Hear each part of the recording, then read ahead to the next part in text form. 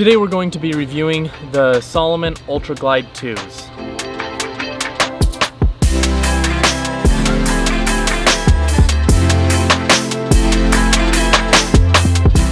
If you remember last year, I reviewed the Salomon Ultra Glide 1s, these shoes, and I loved them. I absolutely loved them, and I loved them so much that I got another pair, a different color, but it was the same version, the Ultra Glide, the originals, and I wore them out. I loved those shoes, and I ran probably a couple hundred miles in both of them.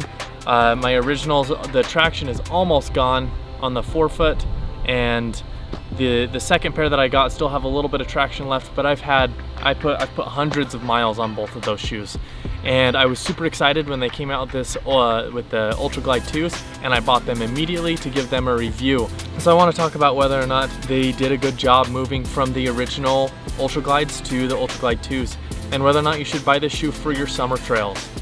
So I want to quickly go over some of the technical specs on this shoe, just so that you can compare it to any other shoes that you're looking at. So first off, the forefoot stack height in the front is 26 millimeters and the heel stack height is 32 millimeters, giving it a 6 millimeter drop, which I think is, kind of a sweet spot.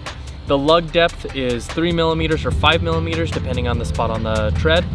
And the weight comes in at 9.1 ounces. And 9.1 ounces is definitely on the lighter end of trail shoes. So overall, this shoe, along with the original Ultra Glide, is designed for a runner that is looking for a lightweight and high cushion shoe. And so let's talk about some of the key highlights in the Ultra Glide 2s. The upper in the Ultra Glide 2 has been redesigned with a new breathable mesh material that provides better ventilation than the original Ultra Glide. The outsole on the Ultra Glide 2 features Salomon's Contagrip outsole, which looks to be the same as the original Ultra Glide, and it's designed for great traction and durability. The midsole on the Ultra Glide 2 has the energy surge technology, which I believe is the same as the original Ultra Glide. And supposedly in the new Ultra Glide 2s, I have no way of knowing this because it's on the inside of the shoe and I can't see it, but supposedly there's an upgraded rock plate for protection on the trails. And lastly, the Ultra Glide 2 is slightly lighter at 9.1 ounces, which is awesome. Anytime they can shave off weight on a shoe is a good thing, as long as you don't sacrifice any of the features. So let's talk about my pros and cons list on this shoe. First off, let's talk about the upper. The construction is obviously different. It looks to be a little bit more calculated in where they put the mesh versus this plastic material that kind of gives you the protection and holds the whole shoe together. It definitely feels breathable, and I am the type of runner that does everything they can to not get my feet wet on a run. But if you've been in Utah this year, or if you've heard about Utah, we got a ton of freaking snow this winter. And so this spring we've had a lot more runoff, which means for me running on the trails, I have more stream crossings. And so I actually slipped into one of these streams that was coming across the trail, and so I dipped one of my feet into the water. This was about 20 minutes into my run, and I ended out running for a little over an hour, and I was actually very impressed with how well this shoe drained that water. I have been so careful to avoid water in my running because I've had shoes before where if you get it even slightly wet, you're in a squishy shoe for the rest of your run, pretty much no matter how long you run. But like I said, I was actually impressed with these Ultra Glide 2s because by the end of my hour-long run, after about 40 minutes of having fallen into the water, my shoe was almost dry. Obviously, there was still some moisture in there because it's not going to get completely dry with it being, I think it was only 45 degrees that morning, so it wasn't warm to the point where, the shoe would completely dry out. But I couldn't wring my sock out. I wasn't dumping water out of my shoe when I was done. There was no squishiness in my shoe within 5 minutes of falling into the river, but like I said, the water was pretty much gone and not an issue by the end of my run. So that's a huge pro and something that I haven't really tested on any of the other shoes that I've run in because I hate running with wet feet. Now let's talk about the outsole and the midsole. Not huge upgrades here in my opinion. If they did anything to the traction, I can't tell. It looks pretty much the same pattern, the same material.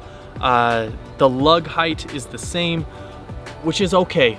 I've said this 1,000 times on this channel, I feel like, but I like to have a little bit more aggressive tread, and this shoe doesn't have aggressive tread, but this shoe is built to be a lightweight trail shoe, and the outsole, the traction is where you're gonna pick up a lot of weight. So if you're gonna cut back on weight, it's probably gonna be in the traction. So I would expect this shoe to have poor traction, but it actually has great traction. So I'll count it on my pro list. And then in the midsole, like I said, supposedly they did an upgrade to the rock plate. I can't really tell. It's really hard for me to put my shoe in this, or it's really hard for me to put my foot in this shoe and compare it to the original Ultra Glides, because it's been, I don't know, 6 months since I ran in fresh Ultra Glides, the original ones. And so it's hard for me to compare, since there's been so many. I've probably put, I don't know, 400 or 500 miles on the other pair. So it's hard to compare the two. But I will say that I continue to enjoy the protection that these shoes provide without being squishy or without being too hard. So I feel like they really struck a happy medium with this shoe.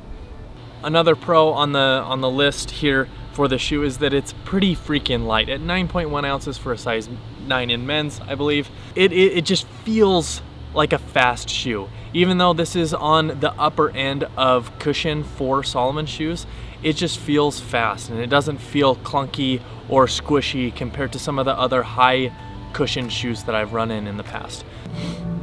And it's not a Salomon shoe review without me mentioning the quick lace system. I absolutely love this system. I've never had any problems with it, and this shoe was no exception. Love the quick lace system. All right, now let's move on to my list of cons. If I'm remembering right, I haven't gone back and watched the video, but I don't think I had any cons on the original Ultra Glide. And the same is true for the Ultra Glide 2s with a caveat. So if you watched the review I posted just a couple weeks ago about the Salomon SenseRide 5s, I mentioned how there is some material on the inside of the shoe at the tip of the tongue. So if you reach inside at the very end of the tongue, where the tongue is sewn into the upper part of the shoe, there is some material on the Salomon SenseRide 5s that's loose, and it rubbed on the top of my foot, kind of like at the base of the base of my toes on the top of my foot, if that makes sense. Right here, it would, every time I creased my shoe like this, it would rub. Now, when I was doing that review, I was like, I wondered if the Ultra Glide 2s had the same material that was loose on the tip of the tongue. And I put my hand in there, and sure enough, there is a significant amount of material here that's loose. The difference is with these is that it does not rub the top of my foot. And the only thing I can tell is that the tongue on the Ultra Glide 2s is a little bit more rigid, and it goes a little bit farther down on my foot.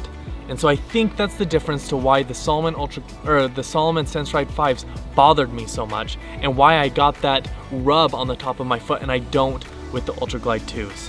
Now, I wanted to say that, you know, that this shoe had no cons, but I cannot in good conscience review this shoe without mentioning that, and without saying to people that are looking at the shoe that it might be a good idea for you to go in to a shop and try these on, just to make sure that that material does not bother you like the Salomon SenseRide 5s bothered me.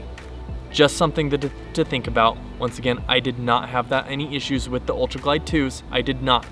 I did with the SenseRide 5s, and I just want everyone to know that that could potentially be a problem. But overall, I freaking love this shoe. I will run in this shoe all summer long. I will trust this shoe for any race that I run in, for any distance. And I, once again, with the caveat that you should probably try it on, I will recommend this shoe to pretty much anyone that is looking for a solid trail shoe for pretty much any kind of running.